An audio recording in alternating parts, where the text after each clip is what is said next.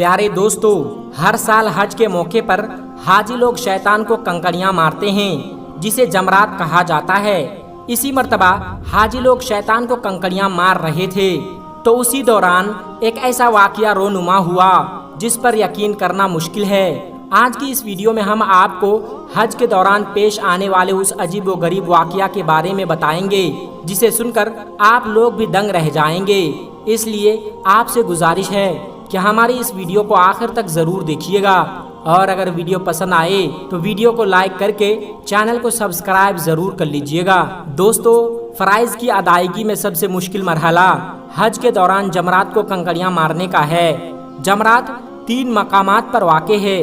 یہ وہ جگہ ہے جہاں اللہ کے حکم سے حضرت ابراہیم علیہ السلام نے اللہ کی راہ میں اپنے سب سے محبوب لخت جگر حضرت اسماعیل کو ذبح کرنے کا ارادہ کر لیا تھا۔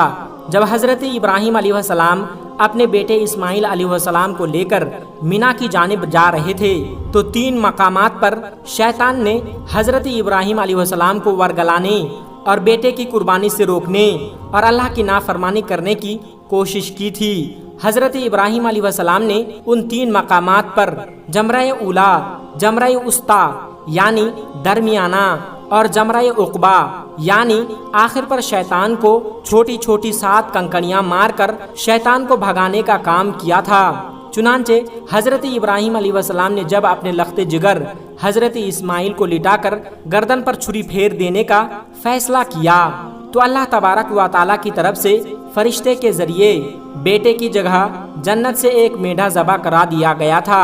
شیطان کو 3 مقامات پر 7 کنکریاں مارنے کا عمل اللہ تبارک و تعالیٰ کو اس قدر پسند آیا کہ یہ عمل مناسک حج کی ادائیگی کا حصہ بنا دیا گیا، جس کے مطابق ہر سال حاجی اللہ تبارک و تعالیٰ کے احکام اور سنت ابراہیمی و رسول اللہ صلی اللہ علیہ وسلم کے مطابق شیطان کو کنکریاں مارتے ہیں۔ یہ عمل اعلیٰ درجے میں ہے جس کا مقصد ہر مسلمان کو تربیت دینا ہے کہ زندگی کے ہر مرحلے میں شیطان جہاں جہاں بھی ورگلانے اور نیک کام سے روکنے کی کوشش کریں تو اسے مار مار کر بھگا دیا جائے اور اپنے آپ کو شیطان کے اثرات سے بچا لیا جائے۔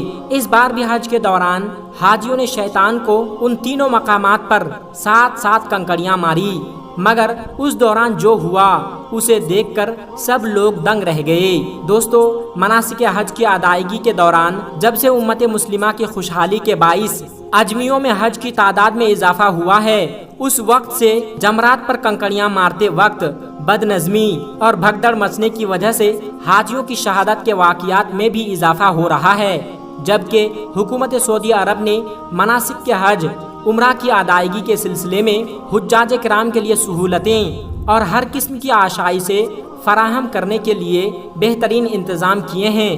جمرات میں کنکریاں مارنے کا جہاں ہموار زمین انتظام تھا، وہ اب وہاں 4 منزلہ کشادہ نظام موجود ہیں، جس کی وجہ سے جمرات پر حادثات بھی خاص آئی ہے۔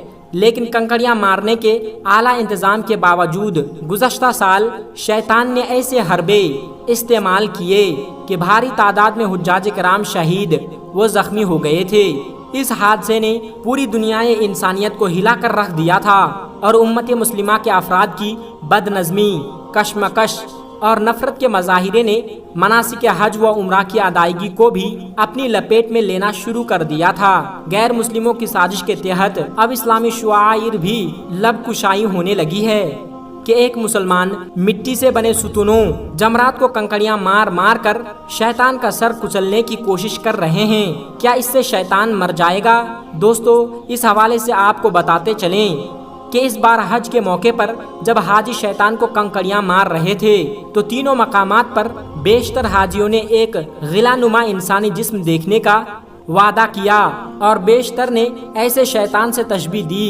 مینا میں جس طرح احکام الہی اور سنت ابراہیمی کی مخالفت کرنے والے شیطان کو کنکریاں مار مار کر سنسار کرنے کا عمل بروئے کار آتا ہے، یہ اپنے مخالف اور دشمن کے خلاف نفرت و حقارت کی علامت کے طور پر کوئی شخص بھی یہ ہرگز نہیں سمجھتا کہ اس اقدام سے شیطان یا مخالف کا عملی طور پر سر کچلا جاتا ہے یا اس کا وجود ہمیشہ کے لیے ختم ہو جاتی ہے، جیسا کہ بعض اسلام مخالف پروپیگنڈا باز یہ اعتراض کیا کرتے ہیں کہ مسلمان اتنے سالوں سے شیطان کو کنکریاں مارتے چلے آ رہے ہیں، پھر بھی شیطان زندہ رہ گیا ہے۔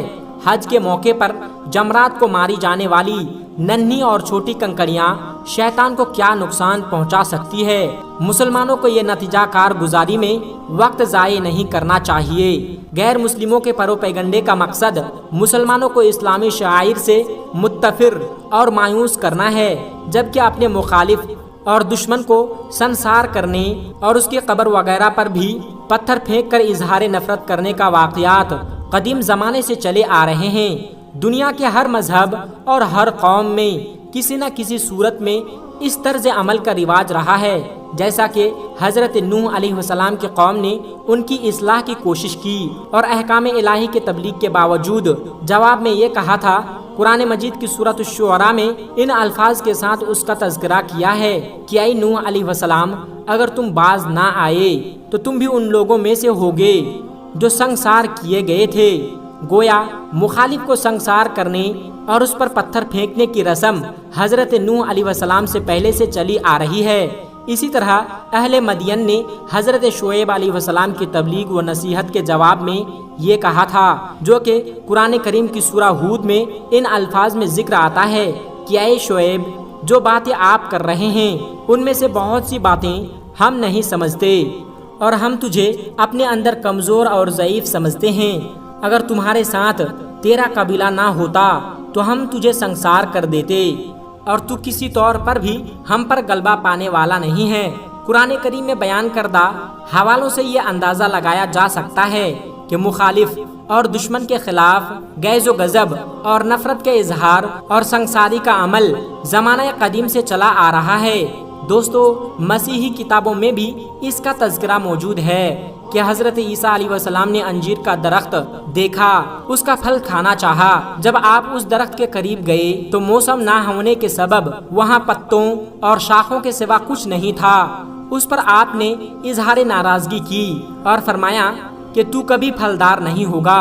چنانچہ انجیر کا وہ درخت خشک ہو گیا اور اس کا وجود ختم ہو گیا تھا، لیکن عیسائی اب تک مسلسل اس جگہ کو سنسار کر رہے ہیں۔ یہ جگہ بیت المقدس سے جبل زیتون کو جاتے ہوئے بائیں جانب واقع ہے۔ اس کے علاوہ زمانہ جاہلیت سے اسلام عرب کے لوگ جسے قابل نفرت سمجھتے تھے، ان کی قبر پر پتھر برساتے تھے۔ چنانچہ ابو الغزل نامی شخص کی قبر پر اس لیے سنگساری کرتے اور پتھر برساتے کہ اس نے ہاتھی والوں کے ساتھ مل کر مکہ مکرمہ پر حملہ کر کے بیت اللہ کو گرا دینے کی مذموم ارادے سے آنے والے حبشی گورنر ابراہہ کی مدد کی اور اس کا ساتھ دیا تھا، لیکن وہ حملہ آور کے ہمراہ مکہ مکرمہ تک پہنچنے سے پہلے ہی مر گیا تھا۔ دوستو، آخر میں ہمارے تمام مسلمان بھائی بہنوں سے گزارش ہے کہ اس چینل کو بنانے کا ہمارا مقصد یہ ہے کہ جتنے بھی ہمارے ہندوستانی بھائی بہن ہیں، چاہے وہ ہندو ہو یا مسلمان، سب کو اسلامی اور سبق آموز واقعہ سنا کر ان کا ایمان تازہ کرنا ہے اور سب لوگ اس سے کچھ نصیحت حاصل کر سکے۔ اور یہ بات بھی ہے کہ دین اسلام کی باتوں کو عوام اور مسلمانوں تک پہنچانا ثواب کا کام ہے، اس لیے اس ویڈیو کو ایک لائک کر کے اپنے قریبی دوستوں تک شیئر کر کے ثواب کا کام ضرور کرے۔ دوستو، آج کی ویڈیو میں بس اتنا ہی۔ اگر آپ کو یہ ویڈیو ذرا بھی اچھی لگی ہو تو آپ ہمیں سپورٹ کرنے کے لیے چینل کو سبسکرائب ضرور کر لیجئے گا۔ اللہ تبارک و تعالیٰ سے دعا ہے کہ ہمارے جتنے بھی مسلمان بھائی بہن اس ویڈیو کو دیکھ رہے ہیں اسے سیدھے راہ پر چلنے کی توفیق عطا فرمائیں اور اسے ہر ترقی سے مالا مال کر دے۔ آمین ثم آمین۔ آج کی ویڈیو میں بس اتنا ہی۔ ملتے ہیں ایک پھر نئی ویڈیو کے ساتھ، تب تک آپ اپنا اور اپنوں کا بہت زیادہ خیال رکھیے گا۔ السلام علیکم ورحمۃ اللہ وبرکاتہ۔